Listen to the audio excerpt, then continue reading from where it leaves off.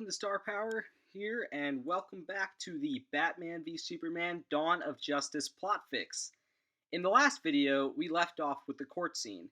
In the movie, Lex maniacally blew up everyone, and in my version, Lex doesn't blow up anyone. But an anti-Superman person blows up a fair number of news people in the court. The scene gives Bruce Wayne the adequate hatred towards Superman to fight him. While the court session is happening, Luthor, who isn't in the court, gives a presentation to a group of military officials and tells them that he has anti-Superman weapons made of kryptonite. He says that since supply is limited, Superman must be killed with precision. However, the military officials decline Lex's offer, and Lex feels offended. He says to the military people that it's only a matter of time before one day Superman will take over everything. The military people still dismiss Lex. As Lex walks out, he calls Bruce and tells him the bad news as Bruce is staring at the Batman suit. He says he'll work something out. Lex hangs up and looks at a mech suit that he's been building the whole time. Lex looks into the TV and sees news coverage, Anderson Cooper since he was in the movie for 5 seconds, of the bombing at Superman's trial and how one being created all this. Now we need to see Superman's hatred towards Batman.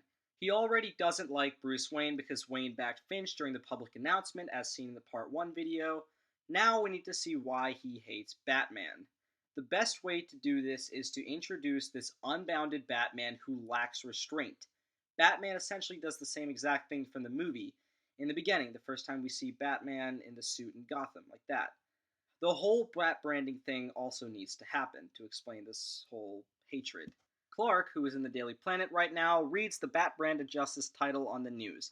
Perry White lets Clark know that him and Lois need to cover the Lex Luthor party, the one from the actual movie.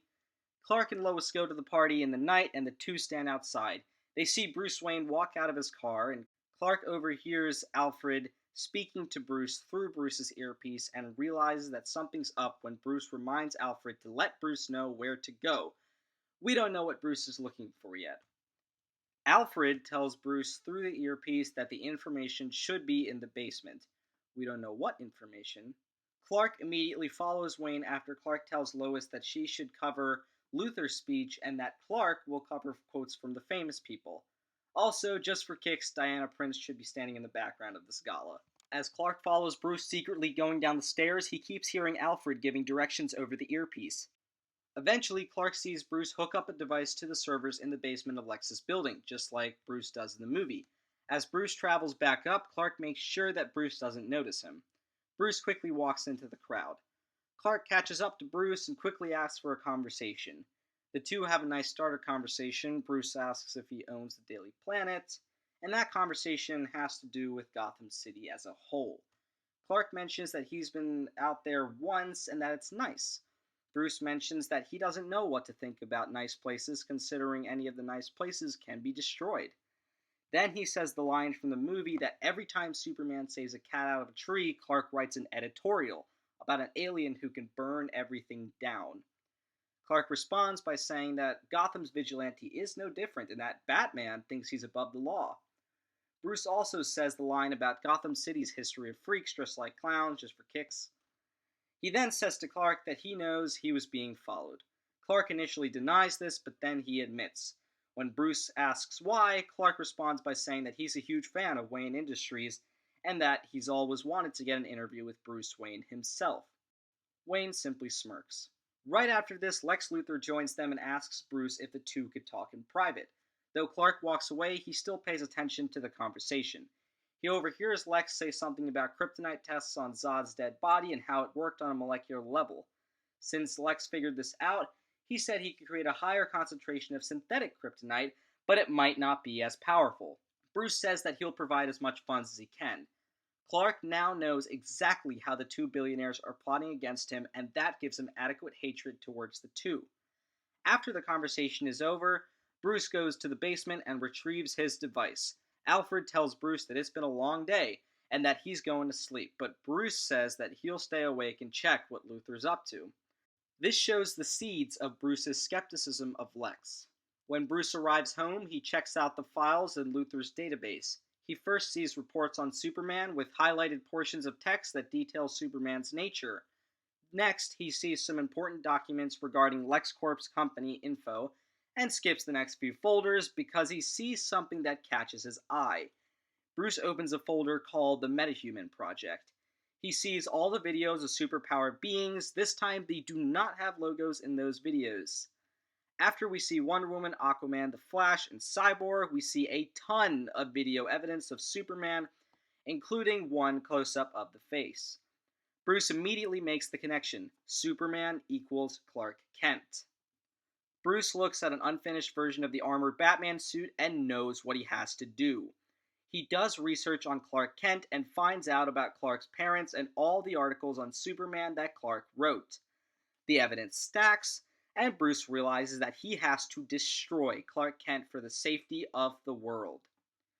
Bruce falls asleep, wakes up in the morning, and lets Alfred know that tonight will be the night that he avenges the death of all those who seemingly died because of Superman.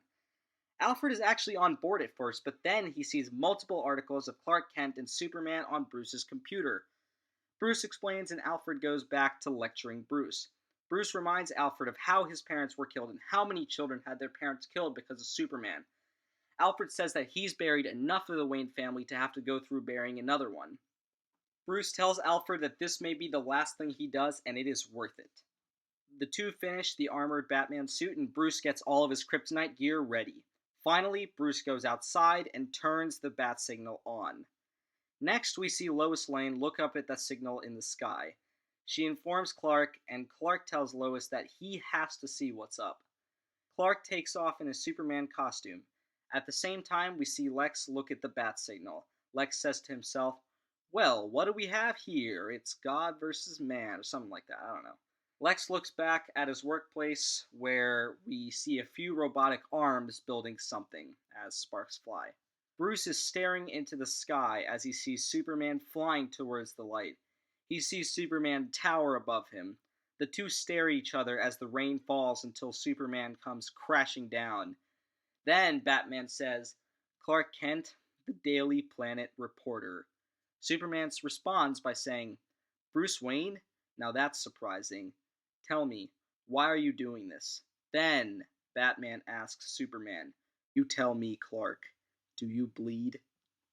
Clark smirks and Bruce says, "You will." Superman flies into Batman and the two begin fighting. As they begin fighting, Lois Lane travels towards the signal, which actually gets shattered because of Superman's heat vision. Also, a LexCorp helicopter is getting coverage. This fight is practically the same fight from the movie. However, I would love for this scene to last much longer than it did in the actual movie. This longer fight scene is doable since I deleted a few scenes and saved a ton of time. It has to be unrelenting and fun to watch. Since Bruce's suit slightly contains kryptonite, the two are equally matched until Superman finally gets worn down by the kryptonite armor. The two fight and it results in Lois begging Bruce to stop beating up Superman just like how it was in the movie. At the end, Batman's mask is shattered, revealing Bruce Wayne's face to Clark and Lois. Bruce suddenly remembers his parents dying and how that felt like. He then realizes how he is on the verge of becoming morally bankrupt. He also remembers Alfred's whole speech about good men turning cruel and realizes that he has become the man he tried so hard not to be. This is supposed to be a heartbreaking moment for Bruce as we see him back up slowly and drop the kryptonite staff since he now sees what he has done to himself. Lois keeps talking to Clark to help Clark stay awake, and Clark keeps murmuring on about how he loves Lois. None of the Martha Kent Wayne stuff happens from the movie because I think that was a rather convenient reason for the two to stop fighting. I just didn't like that reason. Though Batman stopped beating up Superman eventually stops breathing. Lois Lane cries a ton and Batman is absolutely shocked in horror. By this point, Bruce Wayne's arc flipped 180 degrees. This scene is supposed to be heartbreaking and shocking because no one suspects it. Batman has completed his mission. Superman is dead. Lex Luthor comes down to the scene and is very surprised that Bruce is Batman. He gets over it quickly though and tells Batman to pack up Clark's body for tests at LexCorp. Bruce disagrees and says that Superman should be left alone. When Lex asks why, he says that Superman's defeat was what Bruce wanted for a year. Bruce responds by saying that there's no point since there are no more Kryptonians.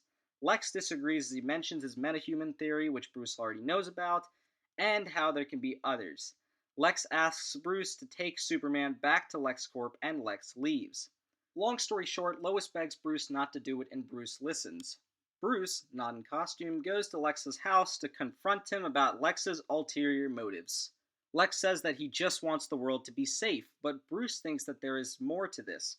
Bruce says that Lex's obsession with metahumans leads Bruce to believe that Lex is planning to create an army of Kryptonians for whatever reasons. Long story short, the conversation results in Lex running away from Bruce, going through a door, and pushing a button to lock the door so Bruce can't reach him. Bruce calls Alfred to have his plane arrive, and the plane comes in an instant. Bruce hops in the plane and starts shooting down the entrance and windows. He suits up in an emergency gear, not a bat suit, but he has a utility belt and a rifle. It's somewhat like a thin exosuit, and he uses that to crash into Lex's house. As he looks up, he sees a suited up Lex Luthor in the armored suit from the comics. Yup, this one. Now, it's Batman v Luthor, and it's an epic throwdown that features Jesse Eisenberg's Luthor beating the crap out of Ben Affleck's Batman, and it all takes place in Luthor's giant estate. I know I'm really digressing for the movie now, but I personally like this more than the Doomsday Battle because that was just a CGI smorgasbord. In this set, there's a lot to play with, and no civilians die like how they did in Man of Steel. In the battle, Lex says to Bruce that the reason he wants to recreate Kryptonian strength is to prevent a future alien attack. When Bruce asks what attack, Lex says one is coming. The two continue fighting. As they are fighting, we cut back to Superman and Lois. Lois notices the problem why Superman is unconscious and nearly dead. Batman's knuckles of kryptonite are stuck in Superman's chest. Lois carefully removes the kryptonite, and Superman breathes once more. Though he's exhausted and worn out, Superman is back. Lois tells Clark to rest, but Clark hears the battle raging over at Luthor's house. Now Superman goes to Luthor's house, and the three have an epic battle. When Superman hits Luthor, the LexCorp armor doesn't break. Luthor says something about the synthetic kryptonite he talked about with Bruce. Bruce, who is practically beaten, retreats and asks Alfred to send his suit. The suit arrives via the plane, and Bruce suits up as Batman, and the battle continues. I know it might not sound cool, but I can just imagine Zack Snyder using his skills to visually portray a magnificent and somewhat claustrophobic battle that is contained in solely Lex's house. The battle results in Lex losing and the house blowing up. By the time the police arrive, Batman is gone. Superman hands over Lex to the police. Clark and Bruce aren't friends, but Bruce shows Clark that LexCorp files on the metahuman theory. The two decide that they need to find these people and bring them together to fight the future battles that will pose a threat to Earth. There are some ending scenes. Bruce talks to Alfred and Clark Kent talks to Lois, but the last scene is of Lex Luthor in prison. The lights turn off and Batman appears. Lex says the whole thing that the bell has been run and that he's hungry, a reference to either Darkseid or Steppenwolf's arrival. We don't know yet, but we will. So that's my rewrite of Batman v Superman: Dawn of Justice. I know the first thing that someone is going to bring up is the lack of Wonder Woman. Here's my answer. While I thought Wonder Woman was fine in the movie, she's pretty much only in it for fan service. And also the other thing that I think a lot of people are going to bring up is the warehouse scene. However, I'm pretty sure with the whole Bat branding thing, when Batman is unbounded, unrestrained, that would be actually I think, better warehouse scene to put in. There could be a warehouse of bad guys, Batman would have to fight them, and that would be the introduction to an unbounded Batman. Considering in the ultimate cut of the film, it's actually pretty darn unrestrained. I thought that was really, really unbounded in terms of a Batman scene. I made this fake plot so that the movie could be more accessible to general audiences, but a few nods to comic fans are added in there. So what do you think about this plot? Do you like it more than the real Batman v Superman? Feel free to let me know in the comments section below.